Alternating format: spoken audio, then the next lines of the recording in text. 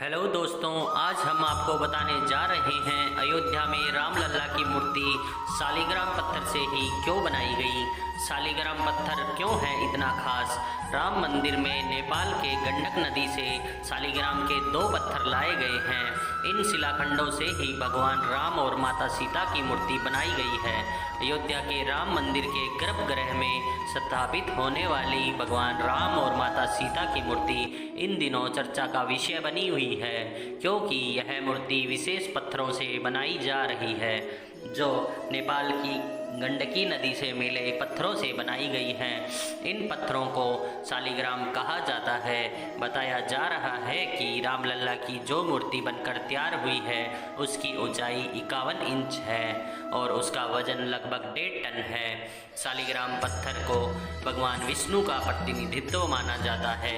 आज जिस मूर्ति की तस्वीर सामने आई है यह मूर्ति श्याम रंग की है, जिसको लेकर लोगों के मन में सवाल उठ रहा है कि क्यों राम मंदिर में श्याम वर्ण की मूर्ति का चयन किया गया है। रामायण में भी कहा गया है कि प्रभु श्री राम श्याम वर्ण के थे और इसलिए इसको ज़्यादा महत्व दिया गया है। भगवान राम श्याम वर्ण और भगवान शिव गौर वर्ण के हैं।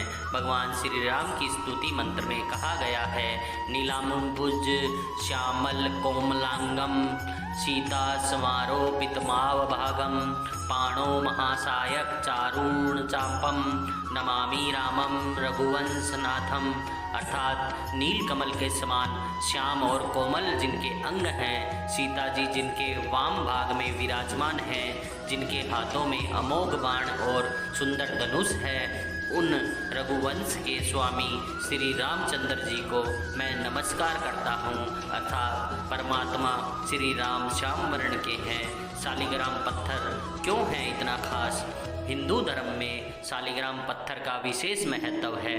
इस पत्थर को भगवान के स्वरूप मानकर पूजा जाता है। इसे शालिग्राम के रूप में भी जाना जाता है। शालिग्राम शिवलिंग की तरह ही दुर्लभ होते हैं जो हर जगह नहीं मिलते हैं।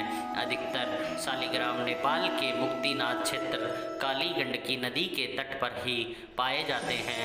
शालिग्राम कई रंगों के होते हैं, लेकिन सुनहरा और ज्योति युक्त शालिग्राम सबसे दुर्लभ माना जाता है। भगवान विष्णु से जुड़ा है शालिग्राम। शास्त्रों के अनुसार शालिग्राम 33 प्रकार के होते हैं, जिनमें से 24 प्रकार को भगवान विष्णु के 24 अवतारों से जोड़ा जाता है। इसी के कारण शालिग्राम को भगवान विष्णु का ही स्वरूप माना जाता है। पुराणों के अनुसार भगवान विष्णु के विग्रह रूप में शालिग्राम को पूजा जाता है। माना जाता है कि अगर शालिग्राम गोल है तो वह भगवान विष्णु का गोपाल रूप होता है और मछली के आकार में है तो उसे मत्स्य अवतार का प्रतीक माना जाता है। वहीं अगर कछुए के आकार में शालिग्राम है तो उसे कुर्म और कच्छप अवतार का प्रतीक माना जाता है। शालिग्राम पर उभरे हुए चक्र और रेखाएं विष्णु जी के अन्य अवतारों और रूपों का प्रतीक मानी जाती है। विष्णु जी के गदाधर रूप में एक चक्र का चिन्ह होता है। लक्ष्मी नारायण रूप में 2, त्रिविक्रम 3 से चतुर्व्यूह रूप में 4, वासुदेव में 5। शालिग्राम एक प्रकार का जीवाश्म पत्थर है। धार्मिक आधार पर इसका प्रयोग परमेश्वरम के प्रतिनिधि के रूप में होता है। भगवान का आह्वान करने के लिए इसका प्रयोग किया जाता है। शालिग्राम मूल रूप से नेपाल में स्थित दामोदर कुंड से निकलने वाली काली गंडकी नदी से प्राप्त किया जाता है, इसलिए शालिग्राम को गंडकी नंदन भी कहते हैं। हिंदू धर्म के लोग पवित्र नदी गंडकी में पाए जाने वाला एक गोलाकार आमतौर पर काले रंग के एमोनाइट जीवाश्म को विष्णु के प्रतिनिधित्व के रूप में पूजते हैं। शालिग्राम भगवान विष्णु का प्रसिद्ध नाम है जो इन्हें देवी वृंदा के श्राप के बाद मिला था। नारद पुराण के अनुसार एक समय दैत्यराज जलंधर के अत्याचारों से ऋषि मुनि देवता और मनुष्य सभी बहुत परेशान थे। वह बड़ा ही पराक्रमी और वीर था।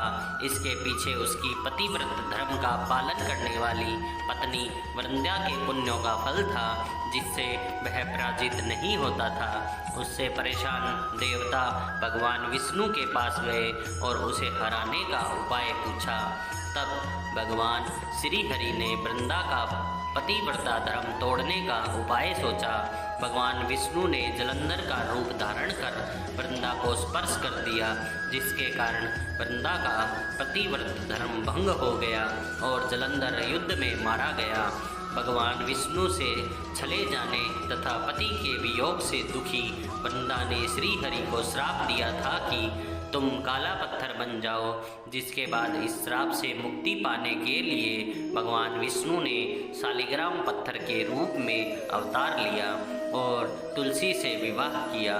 तभी से शालिग्राम और तुलसी के विवाह को एक त्योहार के तौर पर मनाया जाता है। माता तुलसी को माता लक्ष्मी का अवतार भी माना जाता है। शिवलिंग और शालिग्राम को भगवान का विग्रह रूप माना जाता है और पुराणों के अनुसार भगवान के इस विग्रह रूप की ही पूजा की जानी चाहिए। शिवलिंग के तो भारत में लाखों मंदिर है, लेकिन शालिग्राम जी का एक ही मंदिर है। शालिग्राम जी का एकमात्र मंदिर नेपाल के मुक्तिनाथ क्षेत्र में स्थित है। यह वैष्णव संप्रदाय के प्रमुख मंदिरों में से एक है। मुक्तिनाथ की यात्रा काफ़ी कठिन है। माना जाता है कि यहाँ आने से लोगों को हर तरह के कष्टों से मुक्ति मिल जाती है। काठमांडू से मुक्तिनाथ की यात्रा के लिए पोखरा जाना होता है। पोखरा के लिए सड़क या हवाई मार्ग से जा सकते हैं। यहाँ से जोमसोम जाना होता है। जोमसोम से मुक्तिनाथ जाने के लिए हेलीकॉप्टर या फ्लाइट ले सकते हैं।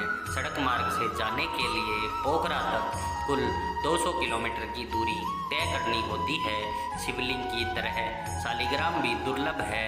अधिकतर शालिग्राम नेपाल के मुक्तिनाथ क्षेत्र कालीगंड की नदी के तट पर पाए जाते हैं। काले और भूरे शालिग्राम के अलावा सफ़ेद, नीले और सुनहरी आभायुक्त शालिग्राम भी होते हैं, लेकिन सुनहरा और ज्योति युक्त शालिग्राम मिलना अत्यंत दुर्लभ है।